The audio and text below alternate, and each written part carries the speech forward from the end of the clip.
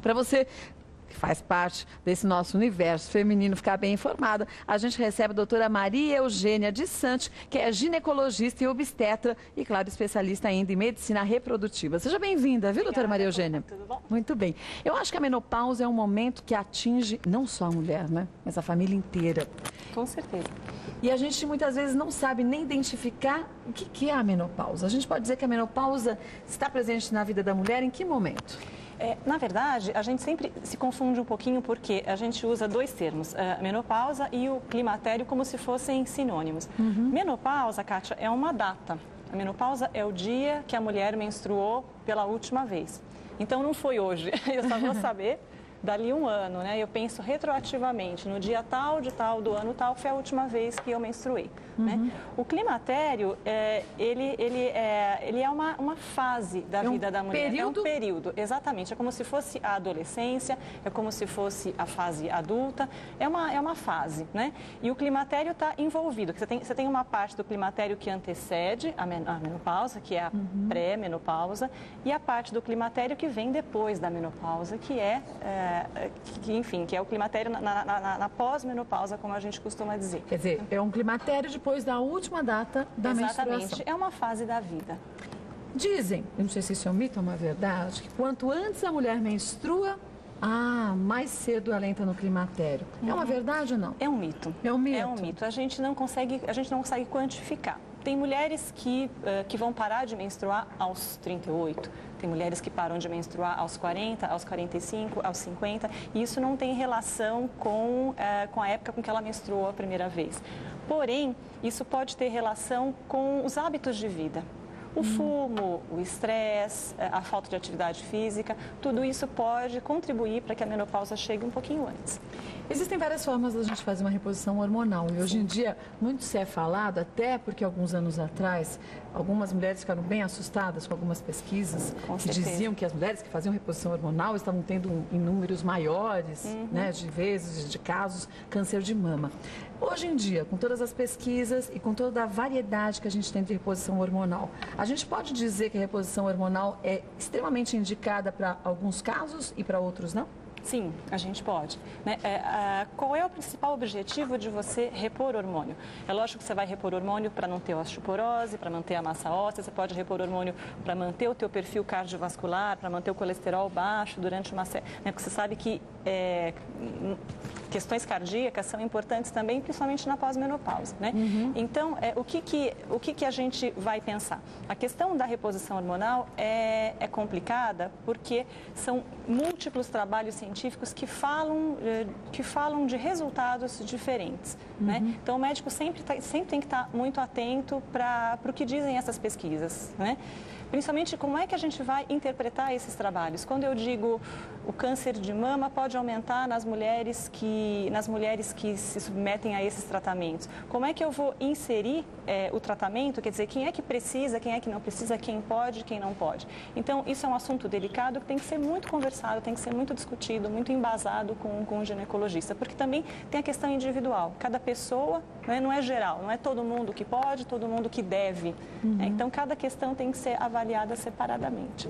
Existe um consenso quanto ao tempo de se fazer uma reposição hormonal também, ou também nesse assunto? Não, isso é uma questão complicada, porque assim, quando a gente fala não vou usar hormônio, qual é o principal medo? O principal medo é em relação ao câncer de mama. Né? Os trabalhos científicos, eles costumam dizer o seguinte, que para as mulheres que repõem hormônio por mais de 7 ou 10 anos e para aquelas que estão acima dos 60 e 70 anos, os riscos em relação ao câncer de mama passam a ser um pouco maiores. Né? Então, não existe consenso de quanto tempo se vai usar. Mas a partir de qual idade que se deve... Sim, mas a gente imagina que a partir dos 60, 70 anos, e se o tempo de menopausa é maior, esses riscos passam a ser maiores com relação ao câncer. Aí, Kátia, eu acho interessante a gente pensar o seguinte, o hormônio nunca vai ser uma semente que vai originar o câncer. Mas o hormônio pode ser um adubo. Quer dizer, o câncer já estava ali, instalado numa célula. Ou geneticamente tinha uma marca. Sim. Então, o hormônio não vai gerar, ele não vai ser o fósforo que vai riscar e que vai aparecer, mas ele pode ser o carvão.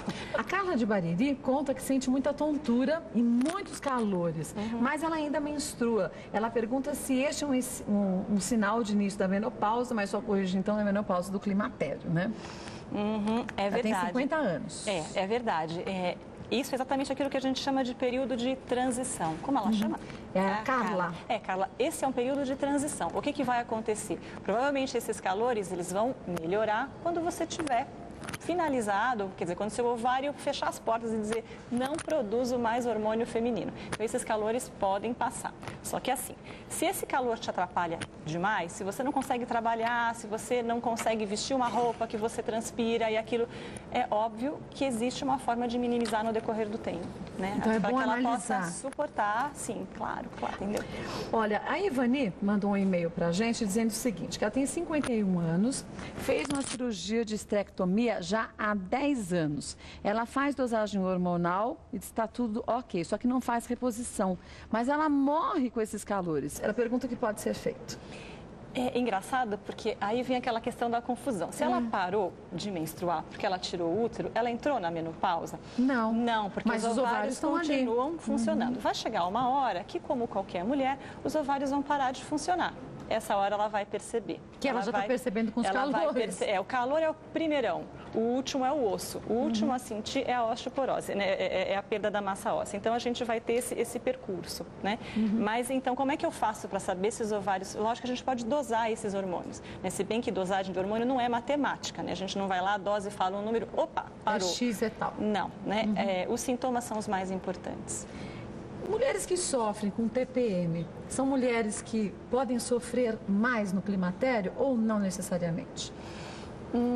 Não necessariamente, não necessariamente. Agora, se essa mulher tem, eu não sei se ficou claro para você, a questão da gente precisar repor a progesterona naquela que tem o útero intacto, né, para proteger esse útero contra o câncer de endométrio. Se essa mulher precisar usar progesterona na reposição hormonal dela, pode ser, sim, que ela seja mais sensível à questão de nervosismo. Então é bem complexo, né? Quer dizer... Nossa, é gigantesco. Não é uma tabela. Não, quando a gente fala assim, poxa, os médicos, cada um fala uma coisa, um fala isso, outro fala aquilo, é porque a literatura, que é onde a gente se baseia, os trabalhos científicos não são consensuais, eles não são afirmativos em relação a uma coisa ou outra. Então, a gente tem que estar sempre mantendo a mente aberta, sempre ouvindo, vendo, lendo, né? Para você, a alimentação também tem um peso importante nesse momento da vida da mulher, que é o climatério? Tem muita importância. Na verdade, a qualidade de vida em geral. Porque, assim, o que vai definir se uma pessoa precisa ou não usar hormônio é o estilo de vida dela, né? Então, as pessoas que têm uma boa alimentação, por exemplo, as mulheres que são mais obesas, as mulheres que são mais gordinhas, elas vão ter uma transformação hormonal diferente daquelas que são magras. Né? Inclusive para os outros riscos, para risco de câncer de mama, para risco de câncer de endométrio. A obesidade é um fator muito importante como fator determinante de câncer. Então, a alimentação também, quer dizer, você não ingerir gorduras, né? Você, a partir de uma certa fase da vida, procurar um leite desnatado, procurar queijo branco, evitar aquele creme de leite todos os dias, evitar a fritura, isso é determinante, isso é muito importante. Outras perguntas que chegaram sobre a menopausa a gente vai guardar. A doutora Maria Eugênia volta a Mulheres para a gente dar continuidade à menopausa e também tirar suas dúvidas quanto a outros assuntos da saúde da mulher. Eu queria até parabenizar os homens que têm ligado para cá constantemente, também querendo saber um pouco mais da saúde da sua parceira. Isso é importante. Nossa, e como? Porque eles que vão acabar aturando a gente, eles também podem. A gente também atura bastante, né? E eles nem têm menopausa. Não, mas e nesse momento de climatério é importante que a família inteira também dê uma tranquilidade maior a esse momento tão turbulento que é a saúde da mulher, né? É verdade. Obrigada mais uma vez. Obrigada a você. Viu?